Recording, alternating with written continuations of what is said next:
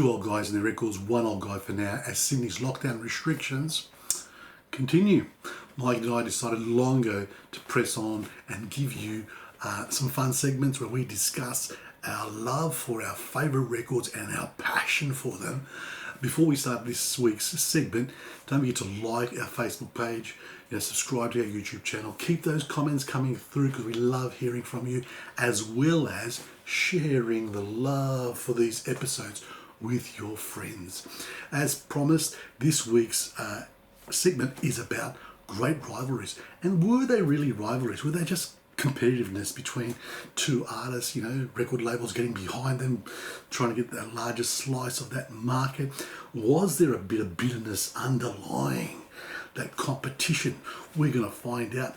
Now, these two artists, first up, are massive.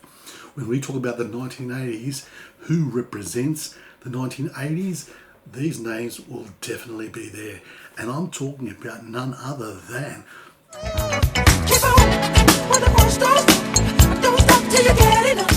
the Prince of Pop, Michael Jackson, and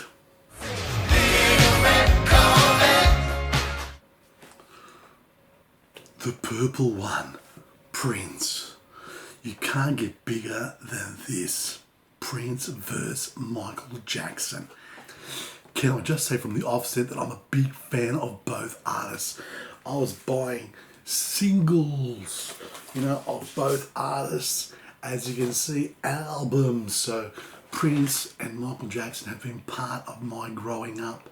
I must emphasize this. Was there a rivalry between the two? I guess there was. From a competitor and an artist perspective, there was a bit of a media beat up when there was this concert, a James Brown concert, and he invited Michael Jackson on stage, and he smashes it with his dancing and his singing, and then he's in the ear of James Brown, and then James Brown invites Prince on stage, and he's doing fantastic.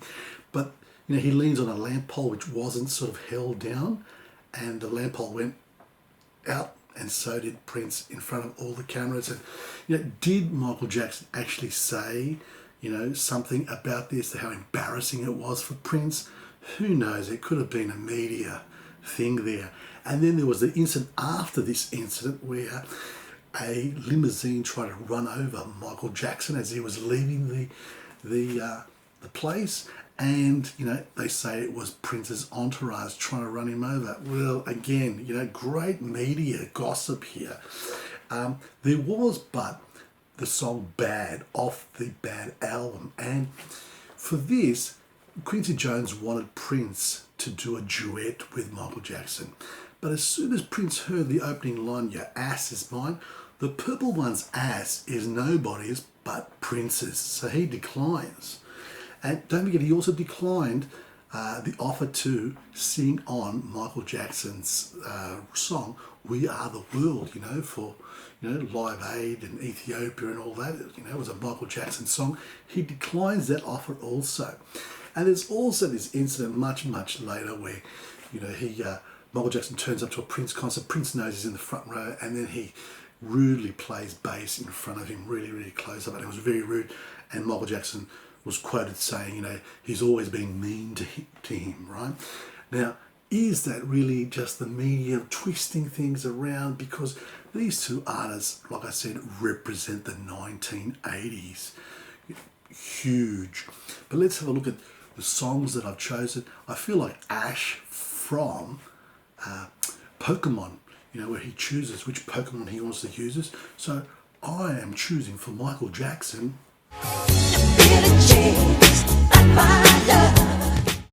Billie Jean.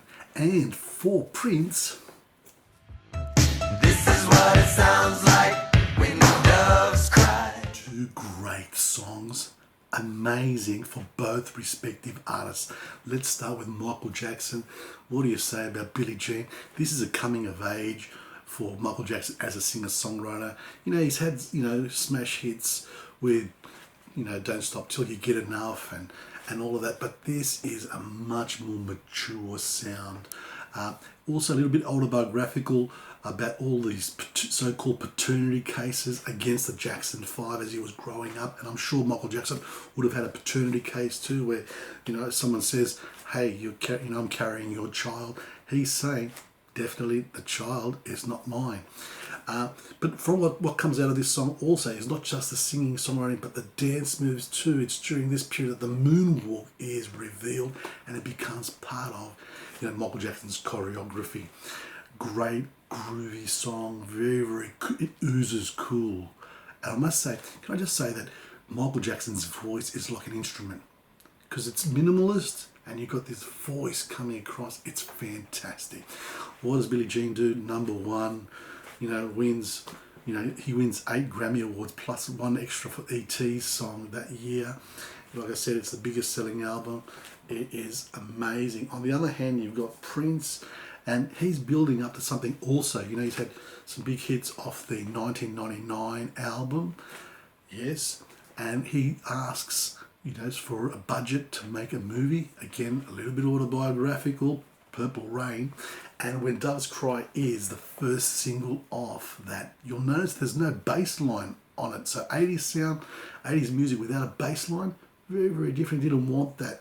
But again, it is autobiographical because it looks at his sort of tense relationship with Vanity Six's Susan Moonsey. And there's also a little bit of, parental, disputes there. Maybe I'm like my father, maybe I'm like my mother. This is what it sounds like when doves cry. What do doves sound like when they cry? I don't know, right? But it just comes across really, really cool. Now, Prince, Purple Rain is massive. Yes, When Doves Cry goes to number 1, 2. He wins Grammys.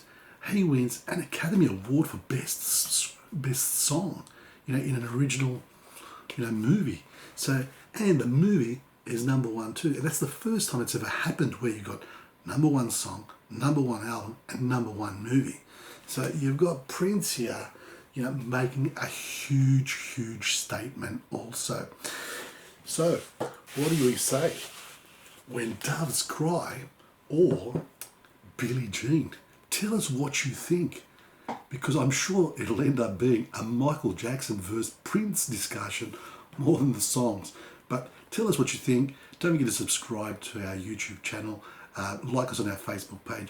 Keep those comments coming through and share these episodes with your friends. We'll come up with another great rivalry tomorrow. See you then.